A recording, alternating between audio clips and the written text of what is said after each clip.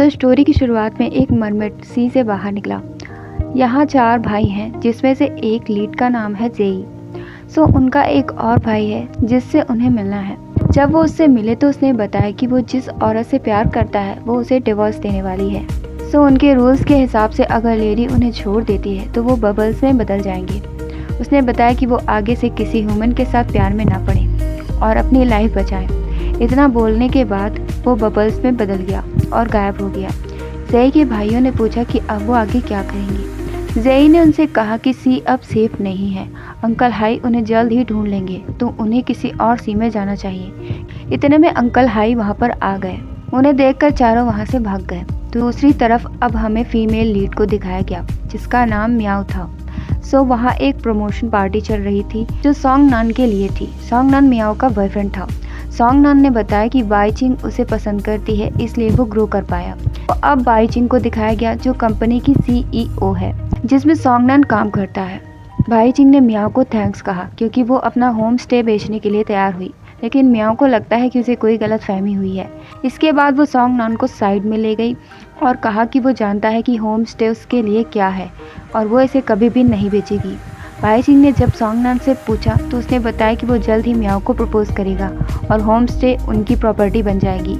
इस तरह वो उसे बेच सकते हैं। बाई चिंग ने उसे 10 दिन का वक्त दिया जो उसके लिए काफ़ी था।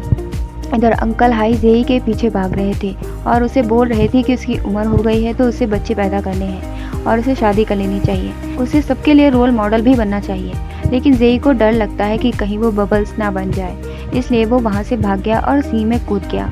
इधर म्याओ उदास बैठी थी और उसने अपना नेकलेस निकाला जिसमें किसी का फोटो था और वो उसके हाथ से छूट गया तो वो सी में कूद गई।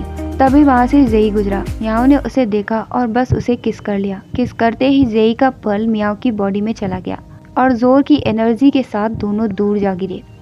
इधर तीनों भाई बैठकर सोच रहे थे कि जेई सच में बड़ा हो चुका है तो उसे शादी कर लेनी चाहिए। उसके लुक्स अच्छे हैं तो कोई भी लड़की शादी करने के लिए तैयार हो जाएगी। उनमें से एक को लगता है कि वो ह्यूमन क्वालिफिकेशन से बहुत दूर है तो कोई लड़की शायद उसे शादी ना करे। इधर म्याओ बीच पर पड़ी थी, उसकी आंखें खुली तो सॉन्ग नान उसे वहाँ से ले गया और इधर जेई बेहोश पड़ा था। अब म्याओ को सपने में सब कुछ धुंधला दिखाई दिया जो भी उसके साथ हुआ था और वो उठ गई और पानी पीने गई। तभी दरवाजे पर जेई था। उसे लगा कि वो कोई स्कैमर है, इसलिए वो उसे मारने के लिए वाइपर उठा ली। जेई बहुत कमज़ोर हो गया था और हेल्प मांगते मांगते बेहोश हो गया। उसे पानी भी चाहिए था। इसके बाद म्याओ ने उसे ढेर सारा पानी दिया, लेकिन ये काफ़ी नहीं था। इसके बाद उसने कोल्ड ड्रिंक दी, लेकिन ये उसे पसंद नहीं आया। म्याओ ने कहा कि वो उसे कुछ भी फ्री में नहीं देगी, उसे पैसे देने होंगे। जेई ने देखा वहाँ फिश टैंक में पानी है तो उसे ही पीने चल दिया। म्याओ ने उसे रोका और कहा कि वो उसे पानी लाकर दे देगी। इसके बाद उसने उसे टैंक ही थमा दिया। उसने कहा कि उसे पे करने की जरूरत नहीं है, पानी पिए और निकल ले। जेई ने कहा कि वो नहीं जाने वाला। म्याओ ने कहा कि अब वो पुलिस को बुला लेगी। जेई ने बताया कि उसका पर्ल खो गया है जो कि उसके पास है। म्याओ ने अपनी जेब से सब दिखा दी। जेई ने उसके सीने की ओर घूरा तो उसने एक जोर का थप्पड़ मार दिया। अब जेई ने उसे पूरी बात बताई तो म्याओ को विश्वास ही नहीं हुआ। जब जेई पानी में कूदा तो म्याओ उसे देखकर बेहोश हो गई और वो उसके साथ पानी में गिर गई। जेई ने बताया कि अगर उसे पर्ल नहीं मिला तो दोनों ही मर जाएंगे। तभी सॉन्ग नान आ गया। म्याओ ने जेई से अंदर ही रहने को कहा, लेकिन जेई अंदर नहीं रहना चाहता। वो सुंदर है और पूरे सी में सबसे सुंदर है, तो वो क्यों ही छुप कर रहे। खैर म्याओ ने दरवाज़ा खोला और उससे जाने को कहा, लेकिन सॉन्ग नान अंदर घुस गया। उसने तुरंत ही म्याओ को प्रपोज कर दिया, लेकिन जेई ने कहा कि वो उसकी वुमेन है तो वो ये अलाउ नहीं करता। सॉन्ग नान को लगा कि उनका अफेयर चल रहा है। म्याओ ने उसे बताया कि ऐसा कुछ भी नहीं है, अभी के लिए उसे जाना चाहिए। सॉन्ग नान ने कहा कि उनमें से एक ही वहाँ रहेगा तो उससे जाने के लिए कहे। फिर म्याओ ने उसे ही बाहर निकाल दिया। इसके बाद म्याओ ने जल्दी से पर्ल निकालने को कहा, लेकिन उन्हें नहीं पता कि कैसे निकाले। इसके बाद म्याओ ने उल्टी करने की कोशिश की, लेकिन ये काम नहीं किया। इसके बाद म्याओ ने एक भयानक ड्रिंक पी जिससे उसका पेट खराब हो गया। तुरंत वो टॉयलेट भागी और जेई ने मास्क पहना, ग्लव्स पहने। हाय रे, वो क्या करने वाला था। उसने ढूंढा लेकिन उसे नहीं मिला। अब उसे उल्टी आ रही थी। दोनों नंबर लगा लगा कर टॉयलेट के चक्कर काट रहे थे। ये भी काम नहीं किया।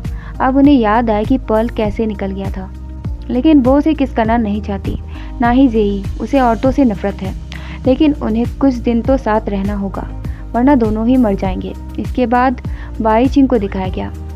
उसके पास मरमेड डीएनए के कुछ पेजेस थे। सांगनान जब वहाँ गया तो बाईचिंग को लगा कि वो अब एंगेज्ड होगा, लेकिन ये फेल हो गया था। बाईचिंग गुस्से में थी क्योंकि उसने उसे 3 महीने दिए थे, लेकिन वो अब तक काम नहीं कर पाया था। सांगनान ने उसे 10 दिन और मांगे और ये उसका लास्ट चांस था।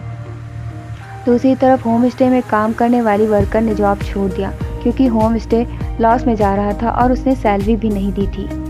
उसकी लाख विनती करने के बाद भी वो नहीं रुकी। मियाओ एडवर्टाइजमेंट देना चाहती थी, लेकिन लगता है उसे ये भी बंद करना होगा। जेई ने पूछा कि वो लॉस क्यों झेल रही है, इससे अच्छा वो होम स्टे बेच दे।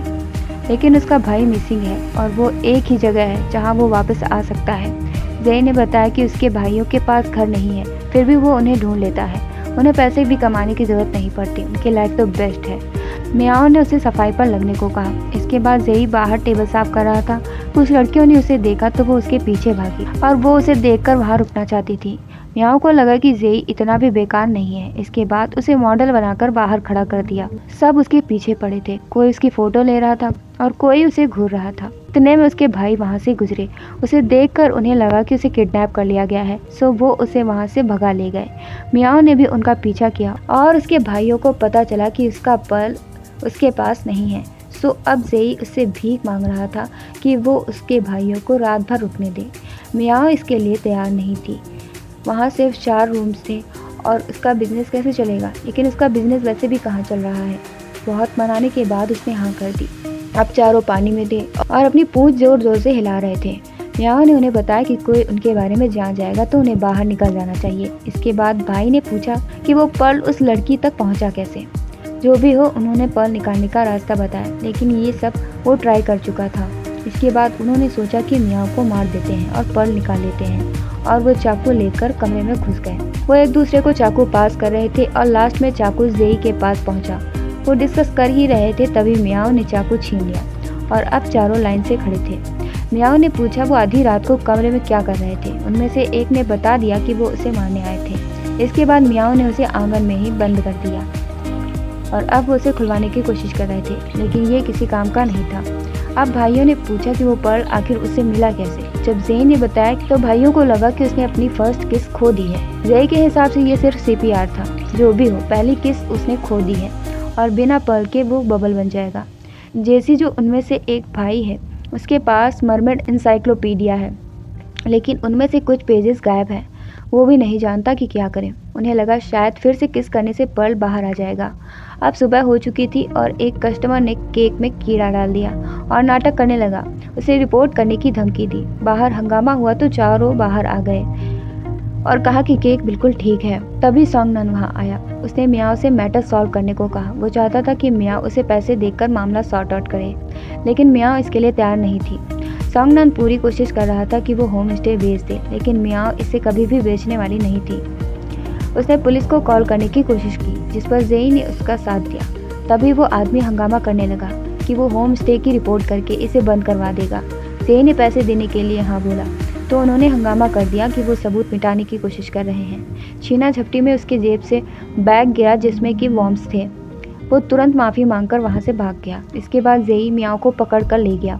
उसने देखा कि वो आदमी और सांगनान दोनों पैसे के लिए झगड़ा कर रहे हैं। सांगनान ने उसे सफाई देनी चाहिए, लेकिन मियाओ होम स्टे नहीं बेचेगी। उसने ब्रेकअप करने को कहा। सांगनान को लगा कि जेई की वजह से वो ऐसा कर रही है। उसने भी कहा कि हाँ, वही वजह है, लेकिन जेई ने उसके सामने ही पोपट कर दिया। तभी उसके भाई भागते हुए वहाँ आए। वो मियाओ को शुरू से ही भाभी बुला रहे थे। सांगनान वहाँ से चला गया और अब मियाओ चिल्ला रही थी कि वो उसे भाभी न बुलाए। उसका मूड बहुत ख़राब था और चारों भाई शोर कर रहे थे। मियाओ को गुस्सा आया और उसने काम करने को कहा, वरना वो उन्हें निकाल देगी। चारों ने सोचा कि वो उसका मूड कैसे ठीक करें, लेकिन वो दुखी क्यों है। सांगनान सच में एक अच्छा लड़का नहीं है।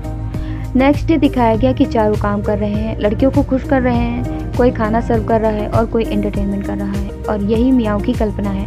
उन्हें यही काम करना होगा। उन सबको लगता है कि ये एम्बैरेसिंग है, लेकिन मियाओ उन्हें फ्री में नहीं रखेगी। उसने जेई से कहा कि वो रिच है तो पे क्यों नहीं करता। अगर नहीं कर सकता तो चारों को ये काम करना होगा, वरना उन्हें बाहर निकाल दिया जाएगा। तो उन्हें मजबूरी में काम करना ही पड़ा। कोई लड़कियों को खिला रहा था, कोई लड़कियों से फ्लर्ट कर रहा था और कोई गेम्स खेल रहा था।